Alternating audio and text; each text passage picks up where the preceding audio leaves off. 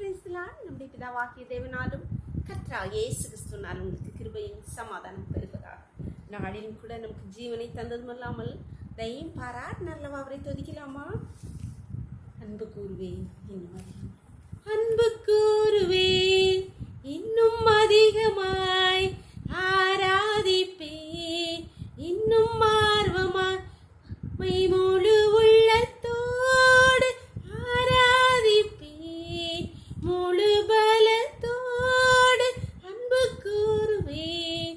ஆராதனை ஆராதனை ஆராதனை ஆராதனை, எபினேசரே எபினேசரே, இதுவரையில் உதவி நீரே, இதுவரையில் உதவி நீரே, உம்மை முழு உள்ளத்தோடு ஆராதிப்பேன், முழு மனதோடு அன்பு கூறுவேன். ஆராதனை ஆராதனை ஆராதனை ஆராதனை ஆராதனை ஆராதனை ஆராதனை ஆராதனை. ஒரு வேதபோதி வாசிக்கலாமா? யோவான் 15வது அதிகாரம் 16வது வசனம். நீங்கள் என்னை தெரிந்து கொள்ளவில்லை, நான் உங்களை தெரிந்து கொண்டேன்.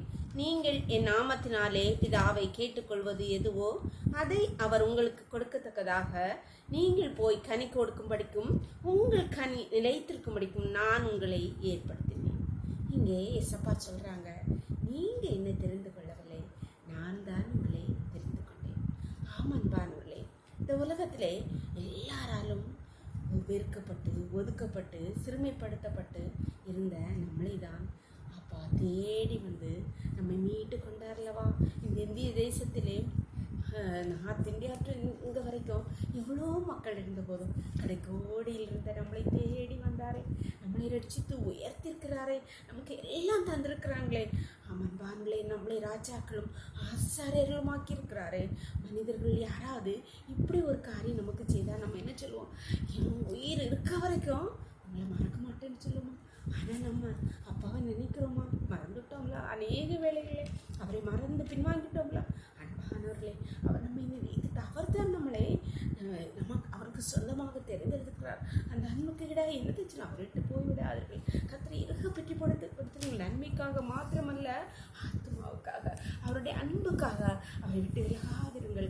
அவர் நம்மை நேசிக்கிற தகப்பன், நம்ம எவ்வளவு விட்டு கொடுக்காதவர். நம்மை கண்டித்தாலும் கோபம் கொண்டாலும் அப்படி கோபம் கொஞ்சம் நேரம் தான். அவர் நம்மளை நேசிக்கிற ஆண்டவர். ஜெபம் பண்ணலாமா? நம்ம எல்லாரையும் அவருடைய கருத்தில் ஒப்பு கொடுக்கலாமா? அப்பா, என்னை நேசிக்கிறேன் அன்பின் தகப்பனே, நாளுக்காக உனக்கு கூட கொடி நன்றிப்பா. நாளின் காலம் அது இம்மட்டுமா என்னுடைய தயவுள்ள உங்கள் கிருபங்களை தாங்குதேப்பா. நன்றியப்பா. இப்பொழுது மடியாளோடு இணைந்திருக்கிற ஒவ்வொரு பிள்ளைகளையும் இந்த கருத்தில் தருகிறோம்ப்பா. நீங்கள் ஒவ்வொருவரையும் நீங்கள் தேர்ந்தெடுத்தீங்கன்னு சொன்னீங்கப்பா. நீங்கள் தான் எங்களை தேர்ந்தெடுத்துப்பா. ஒளியான சேற்றில் இருந்த குப்பையிலிருந்து இருந்த எங்களை தூக்கி நிறுத்திருக்கீங்களப்பா. அப்பா, எவ்வளோ அன்பப்பா.